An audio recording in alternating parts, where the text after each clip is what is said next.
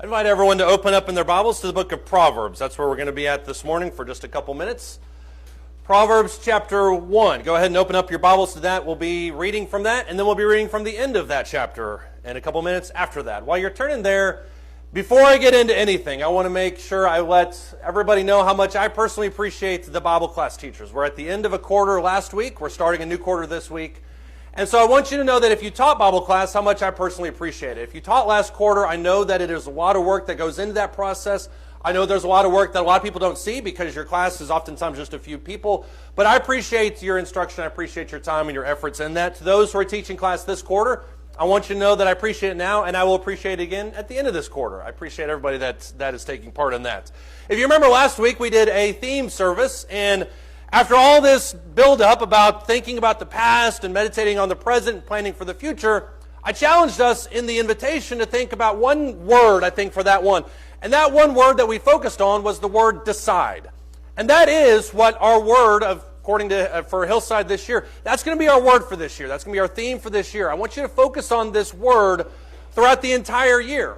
Because the word decide doesn't just mean that I've made kind of a casual commitment to something where I kind of believe that something is there and I kind of am going to do this. It means that I've made the decision, as Joshua talked about at the end of Joshua 24, I've made the decision to push forward to this. I've examined the alternatives, I examined the options that I have elsewhere, and I have made the decision that today I'm going to do something spiritual. And I would imagine that's not an uncommon thing, especially around this time of year, when New Year's resolutions seem like they happen all over the place. People have made commitments on January 1st to get in shape.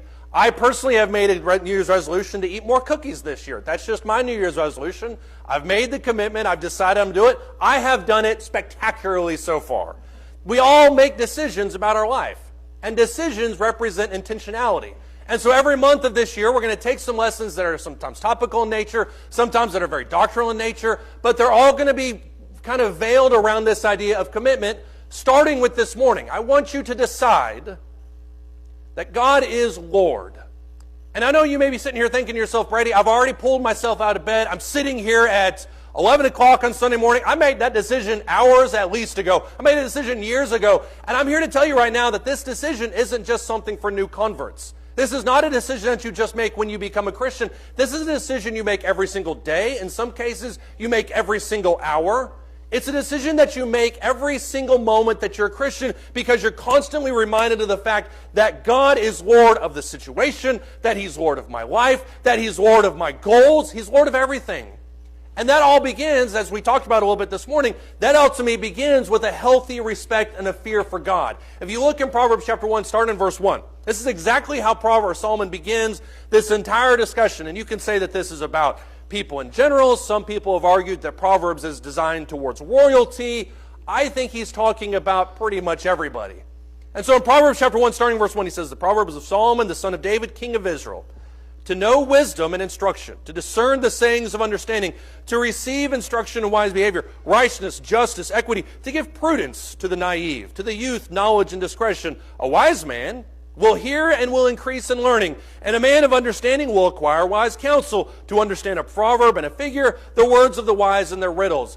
Verses 1 through 6 are the goal of the book of Proverbs. He's not saying that this is just loosely something that he's going to do. He's saying the whole point of this book is to understand the will of God and to give justice and righteousness and equity to all of us.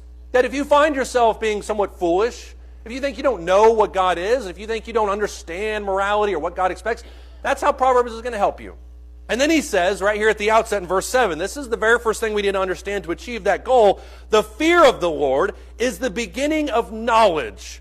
Fools, however, this is part of that antithetical parallelism we talked in class, and there's my $12 million word for the day.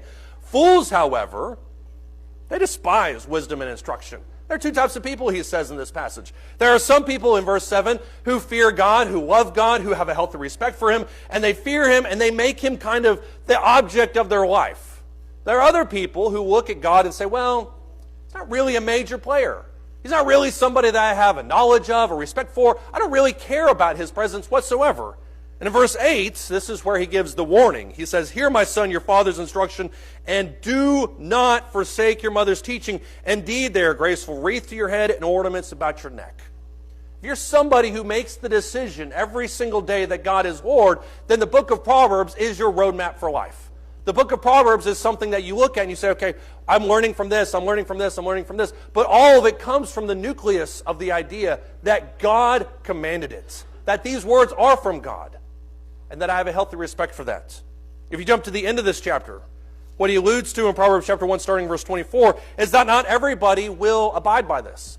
There will be some people that will look at God and say, well, I don't really have a fear of him, or maybe a pseudo-fear, if you will, kind of a fear. Verse 24, wisdom calls out, and you refused. I stretched out my hand, and no one paid attention. You neglected all my counsel. You didn't want any of my reproof. You didn't fear me. Verse 26, wisdom says, I will also laugh at your calamity. I will mock when your dread comes. When your dread comes like a storm, your calamity comes like a whirlwind. When distress and anguish come upon you, then they will call on me. That's when the fear really arrives for them. But I'm not going to answer. They'll seek me diligently, but they're not going to find me because they hated knowledge and they did not, listen to this in verse 9, they did not choose the fear of the Lord. There are some people who will say in Proverbs chapter 1, 1 through 6, I want these things, I want knowledge, I want wisdom, I want instruction, but I'm not going to really fear God. And so I'm going to take everything that God says with a little bit of a maybe. If God tells me that I need to be obedient to him, well, maybe. If God says that I need to be baptized, well, kind of. If God says that I need to repent of my sins, maybe I'm there. And that lack of a fear of God is what will prompt them to, when the situation suits them, to not obey God. And then later, as he says in Proverbs 24, there's going to be times when you look at this and you think, I realize now that God was right, and I should have feared him the whole time. There's really nothing else that I can do with you. If you're not going to fear God, if you're not going to listen to him, if you're not going to treat him with the respect and with the honor that he deserves, then there's not really anything else that God can do for you. God's not going to supernaturally come down and make you follow him and make you love him. And that is how some people would prefer it, though. So when you think about this idea of the fear of the Lord, what does he actually mean? There's a lot of people that have a lot of different versions of what this fear of God actually means. And I would break it down into three parts. Number one, some people would argue that what he's going for is you just kind of need to fear his existence. Look in Psalm 53, if you would. Psalm 53, starting in verse 1. This is not going to be an unfamiliar, at least first couple verses to a lot of us. Psalm 53, starting in verse 1. Psalm 53, starting in verse 1. This is one of those things that we talked about in class that seems like everybody kind of remembers this one phrase. But Psalm 53 in verse 1 says, the fool has said in his heart, there is no God. You know that phrase. You probably recited that phrase. That's how we commonly define atheists, is that atheists have said in their hearts, there's no God. And so this whole idea of fearing God is null and void to me because I don't even believe that he exists to begin with. So the fool has said, verse 1, there is no God. They're corrupt. They have committed abominable justice. There is no one who does good. God has looked down from heaven upon the sons of men to see if there is anyone who understands, who seeks after God. Every one of them, verse 3, has turned aside. Together they have become corrupt. There is no one who does good, not even one. Verse 4, have the workers of wickedness no knowledge, who eat up my people as though they eat bread, and have not called upon God. Verse 5, they were there in great fear, where no fear had been, for God scattered the bones of him who encamped against you. You put them to shame because God rejected them. Oh, that the salvation of Israel would come out of Zion when God restores his captive people. Let Jacob rejoice. Let Israel be glad. This psalm is one of the prototypical psalms that defines the idea of an atheist because it's that lack of concern about the fact that God even exists. And that is true. And if you take hardcore atheism, there are a group of people that believe along these lines that God's not real, that he doesn't exist, that he's never existed anyways, and that if you really believe in God, that's just a crutch to get you through life. I am of the opinion, and maybe I'm the only one, I'm not going to ask for a show of hands, I am of the opinion that most people do believe in a God, that they believe that there's something out there. And that what largely their attitude is towards Jehovah is more of agnosticism, which is, I don't really care. I don't really care that God exists. Yeah, maybe he's real, maybe he's not, but that doesn't really have any bearing in my life. If you look at Psalm 53, this psalm is identical, and I would encourage you to do this on your own time. This psalm is identical to Psalm 14. The words are exactly the same. It says in Psalm 14, the fool has said in his heart, there is no God. Every other word is exactly the same, except for verse 5. Verse 5 is the only verse that's different than Psalm 14, where he says, and listen to this, there they were in great fear where no fear had been. He's talking about the destruction of the wicked. He says these are people who had no fear of God, and now because of God's presence and his destruction, now they're in great fear towards them. And so when you're talking about somebody who is an atheist, you're talking about somebody who at least at one point doesn't believe in God, who doesn't really care about God's existence, doesn't acknowledge it, and their life, and here's the key phrase, reflects that. And I would argue that that's really what the atheism is really about. Yeah, people say, well, God exists, God doesn't exist, and that's how we define atheism in very black and white terms. But I would argue, too, that there are a lot of people who maybe at one point have claimed God exists, maybe believe that God exists, but more fall under the definition of atheism, which is that his existence doesn't really affect them. That whether or not God exists, whether or not he doesn't exist, it doesn't really affect their day-to-day life. And maybe those people sit in church buildings all across America. Maybe those people even pray sometimes towards God, but his existence doesn't impact them because they don't really care, because it doesn't change their life. In Psalm 10, for instance, this is what the psalmist is getting at this point. In Psalm 10, starting in verse 1, listen to what he says here, starting in verse 1. Psalm 10 and verse 1. Why do you stand afar off, O Lord? Why do you hide yourself in times of trouble? In pride, the wicked hotly pursue the afflicted. Let them be caught in the plots which they have devised. For the wicked boasts of his heart's desire. The greedy man curses and spurns the Lord. The wicked in the haughtiness of his countenance does not seek him. All his thoughts are, and here's the atheistic version of it, there is no God. So the first four verses define atheism not in terms of a lack of belief in an existence of God as much as it is, I don't really care because his existence or lack thereof does not affect my life. And so that's why in the first four verses he spurns the Lord, follows whatever his heart's desire is. If you look at verse 9, it says he lurks in a hiding place as a lion is in his lair. He lurks to catch the afflicted. This is more descriptions of the wicked. He catches the afflicted when he draws him into his tent. He crouches, he bows down. The unfortunate fall by his mighty ones. He then says to himself, and here's atheism in a classical sense. He says to himself, God has forgotten. He has hidden his face. He will never see it. That's atheism in its classical and pure sense. If you went back 2,000 years and you described somebody as an atheist, that's exactly the mentality that they would have. Not that there is no God, but that his existence or not, which is very much more agnostic thinking, his existence or not doesn't affect me. And you can't tell me that there are people in this world that claim to be Christians that have this very classical definition of atheism, that maybe will acknowledge him in word, maybe we'll pray to him sometimes, maybe we'll show up at churches, but his existence doesn't really affect their life. And whether or not he does things for them, whether or not does things, it doesn't matter because there's no real relationship there. If you look at Romans, the first chapter, and this is the other version of atheism that we sometimes will point to. If you look at Romans chapter 1, starting in verse 16. Romans chapter 1, starting in verse 16. We're not going to go too deep into this section because you could make an entire sermon series out of Romans 1 that would stretch honestly for years at a time. So we don't have the time for that right now, obviously. But in Romans chapter 1, verse 16, he says, I am not ashamed of the gospel, for it is the power of God for salvation to everyone who believes, to the Jew first, and yet also to the Greek. For in it, the righteousness of God is revealed from faith to faith. As is written, the righteous man shall live by faith. We talked about that a few weeks ago, the idea of the righteous shall live by faith. That's Habakkuk. And what Habakkuk is getting at in Habakkuk chapter 2 is this idea of perseverance. Whatever happens around me, my faith is going to define my forward progress. I'm going to move forward with God. The righteous man shall live by faith. Because I understand that God is there, because I know that I'm faithful to him, because I'm living for him, he defines my life. Atheism is the other half of this in verse 18. The wrath of God is revealed from heaven against all ungodliness and unrighteousness of men who suppress the truth and unrighteousness, because that which is known about God is evident within them. For God made it evident to them. That's why I think there are no atheists. There really aren't any atheists in this world. Because that, verse 19, which is known about God is evident within them. For God made it evident to them. For since the creation of the world, his invisible attributes, his eternal power, his divine nature have been clearly seen, being understood through what has been made, so that they are without excuse. The evidence is there. And maybe there's a couple people who vehemently deny God's existence, But the larger part of it is that they simply deny it. In verse 21. For even though they knew God, here's the key part, they didn't honor him as God or give thanks.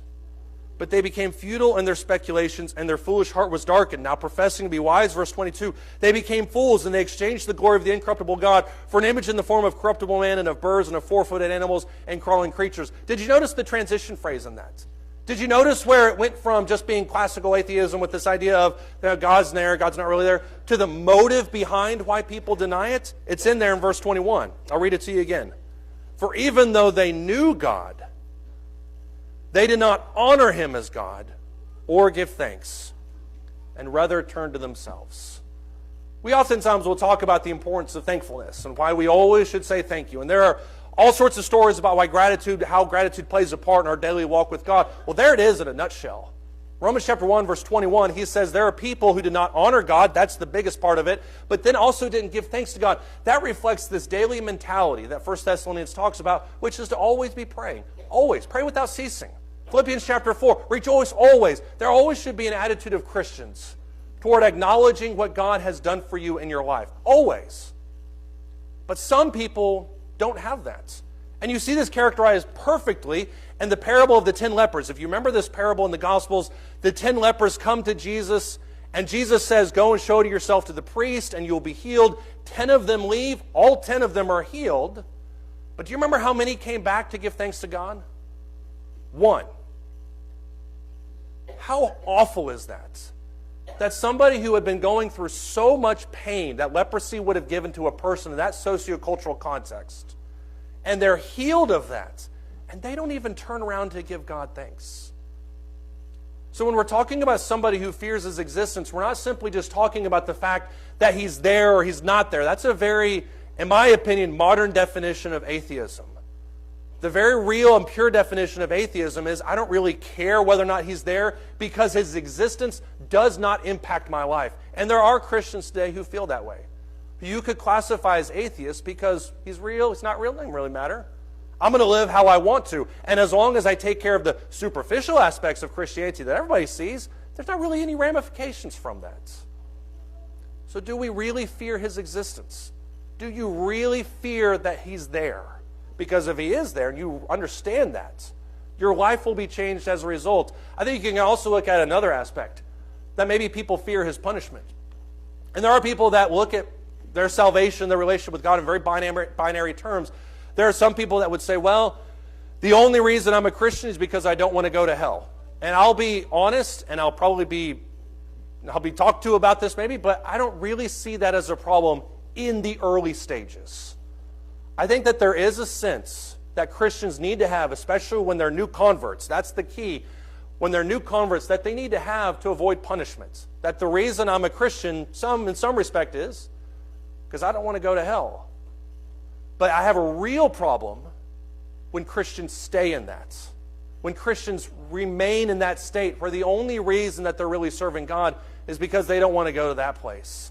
Whether or not you want to go to that place or you want to push forward to the other place, those are two different things. Because what happens sometimes when we have this idea of I don't want to go to hell, we end up just doing the minimum requirement. We just do what's expected of us. We do what is expected, maybe people told us to do, what is done enough to get by. What does God require of me? What the least changed my life. That's different than when Jesus says in Matthew chapter 6, hunger and thirst for righteousness. Those are two different things. When you look at Hebrews chapter 12, for instance, I do think that this mentality creeps in. And like I said earlier, I have no problem with this on a certain level. Because this is exactly what Hebrews is about, at least some of it. At least in the later parts. Hebrews chapter 12, starting in verse 18. This comes at the end of a long book that is about not drifting away, not going back. And there is the mentality that people in this day and age had, where I'm going to go back to the things that I know. I'm going to go back to Judaism. I'm going to go back to my rituals. I'm going to go back. These things are comfortable. And so what the Hebrew writer is talking about largely is not going back to that, not shrinking back, but pushing forward. There's two different directions there. Hebrews chapter 12, starting in verse 18. He says, you have not come to a mountain that can be touched, and to a blazing fire, and to darkness and gloom and whirlwind, and to the blast of a trumpet and the sound of words, which sound was such that those who heard begged that no further word would be spoken of them. He's talking about Mount Sinai. For they could not even bear the command. If even the beast touches the mountain, it will be stoned.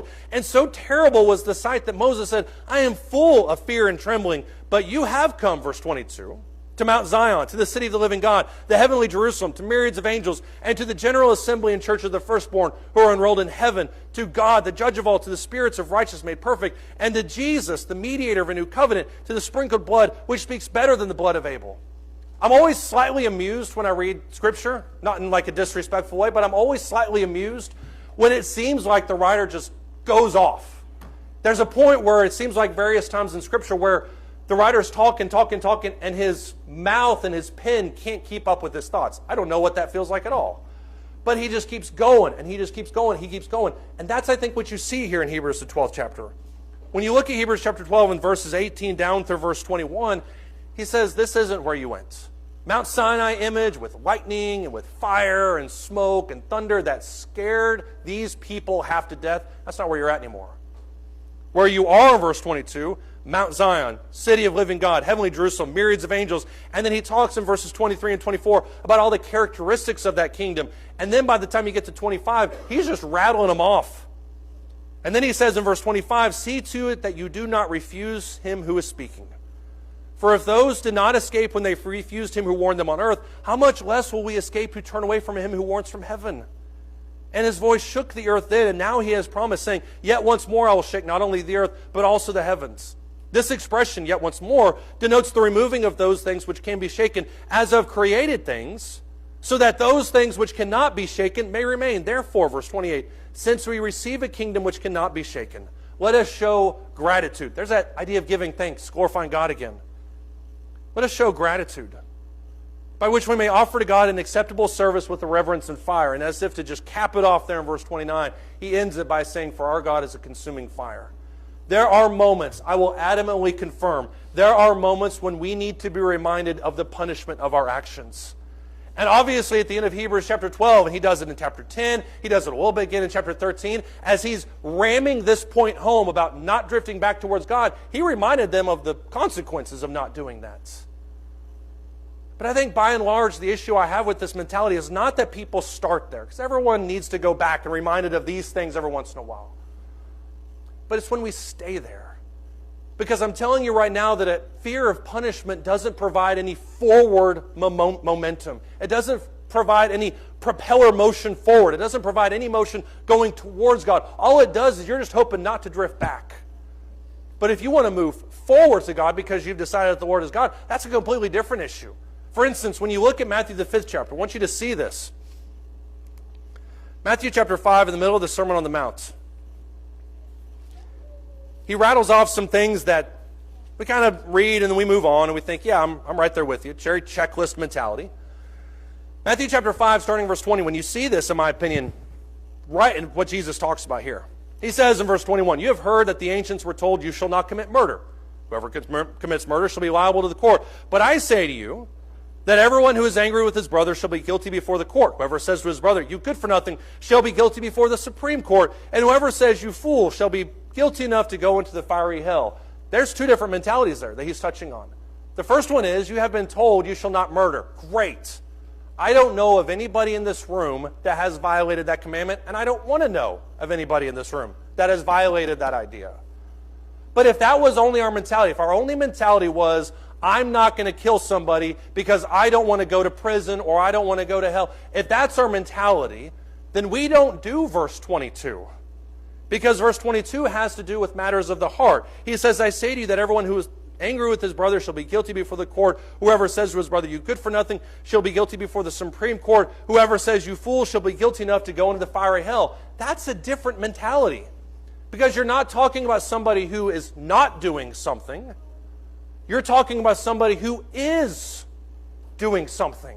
It's the same mentality if you look at what he talks about with the nature of lust. He says it's not enough for you just not to commit adultery. That's not the line anymore. The line is that I'm not going there. That's not the line. The line is that I'm pushing forward in my relationship with my wife. I'm not even lusting after other women. Because I see in my relationship something that God wants me to have. Those are two different mentalities. And so if somebody says, well, I fear God because he exists, great. Does your life change as a result? That's the question I would have. Number two, I fear his punishment. That's great, but are you moving forward? Are you staying there? And where I really think Christians need to end up on this, and maybe, once again, this is my own personal opinion, but where I really think Christians need to end up on this is that we fear his absence. I firmly believe to my core that the worst part about hell will not be the flames. I'm sure the flames will be awful. Don't get me wrong. The worst part about hell is that God won't be there. And so I ask you the question, is that kind of your mentality towards hell? Because sometimes when we talk about hell, we say, well, I don't want to avoid the flames. I don't want the discomfort. I don't want all the punishment that goes with that. But I really do think that the worst part about hell is the fact that God isn't there, which is its own version of torture to begin with. And I think you see this in today's world. If you've ever lost somebody, if you've ever lost somebody that is close to you, somebody that you never imagined you could ever live your life without, and all of a sudden they're gone, maybe it's sudden, maybe it's over a period of time, you wake up very shortly thereafter and you think, I don't really know how to live like this. It's a very fatalistic sense of grief in that idea, which is the idea that colors just don't have as much strength as they used to. Music doesn't have as much beauty. Life goals just seem so unimportant because the thing that was the most important thing in my life is gone now. And I don't really know how to live. And for Christians, the most important thing in your life is God. And if that separation happens for all eternity, that will be heartbreaking on another level that none of us can even begin to imagine right now. Depart from me, that phrase that Jesus says in Matthew chapter 25 to those who are disobedient. Depart from me is the worst thing anyone can hear. Not because of where you're going, but because of what you've already lost. Let me say that again. Depart from me is the worst thing that anyone can hear. Not because of where you're going, but because of what you've already lost. That attitude of loss and that attitude of grief, Job knows that all too well. In Job, the 3rd chapter, we went through Job for the second time. I think we did it first 10 years or so ago. This last time we went through Job, I really tried to make an effort to understand kind of where he was as a human and kind of get past the words and kind of really see what was happening here, for at least in my own personal study. And in Job, he spends the first couple of chapters giving the background information. Job chapter 3 is when Job sits for a while and then he begins to talk. And Job chapter 3 is one chapter where he kicks off the whole thing, and he basically says in 3 different stages, I wish I had never been born. Arguably the worst of his laments is here in verse 20. He says, why is light given to him who suffers, and life to the bitter of soul? Those who long for death, but there is none, and dig for it more than for hidden treasures. I just want this all to be over with, he says. Those who rejoice greatly and exult when they find the grave. Why is light given to a man whose way is hidden, and whom God has then hedged in? My groaning comes to the side of my food, and my cries pour out like water. For what I fear comes upon me, and what I dread befalls me. I am not at ease, nor am I quiet, and I am not at rest, but turmoil comes. And then all of his friends kick in and start railing on him, and that's totally different. But in Job 3, verses 20 through 26, Job laments over and over and over again in the verses leading up to it, and especially in that section, I wish that I had just never been born, because the grief that I experience now far surpasses any benefit that I've ever derived from life. And that's coming from a guy who was supremely wealthy, who had family everywhere, who had a relationship with God to the point that God brags about him to Satan. And he says, I just don't want any of this. That level of grief that Job experiences there in Job chapter 3, some of you may be familiar with in your own life, where you lose somebody who is so dear to you, you can't even process that grief. Now imagine that on Judgment Day. And the idea that God looks at you and says, depart from me, because I never knew you. We never had a relationship. There was nothing ever here. Because you weren't ever living for me, you were always living for yourself. A true Christian fears the absence of God. In 1 John chapter 5, starting verse 1, as John is describing his relationship with God and with Jesus and with commandments, he makes a couple statements. And in verse 2 in 1 John chapter 5, he says, this is how we know we love God, when we keep his commandments and his commandments aren't burdensome. Well, how do you get there? How do you get to that point? It's by seeing them not out as obligations and the conditions you need to meet to salvation. That's a very binary viewpoint of it, but as things that you want to do for the person you love the most and the being that you love the most. That's why when you look at somebody who's a Christian and you ask them, 1 Peter chapter 3 and verse 15, about the hope that is within them, they won't stop talking until you stop them. Because everything about that relationship and everything about God is so precious to them that they can't imagine being without it. And so I ask you this morning, do you fear God? Have you decided that God is Lord? Because you may have the first two of these knocked out. You may be right there with me and saying, yeah, God's presence defines my existence. The fact that I know He's there, that changes everything about my life. It should. Any significant person comes into your life, you're going to make changes on some level. You may also be saying, well, I just fear the punishment that's there. I don't want to go that way. That's fine, but are you pushing towards God? Has that been replaced by a love? Or do you fear His absence? Because to Christians, the worst thing about hell, as we mentioned, is about the fact that God's not there. And that relationship that you're purported to hold so dearly for your whole life has now been severed with absolutely zero hope of ever reviving that relationship. That's real loss, and that's real grief. If you haven't made the decision to fear God this morning, I would encourage you to do it as we stand and as we sing.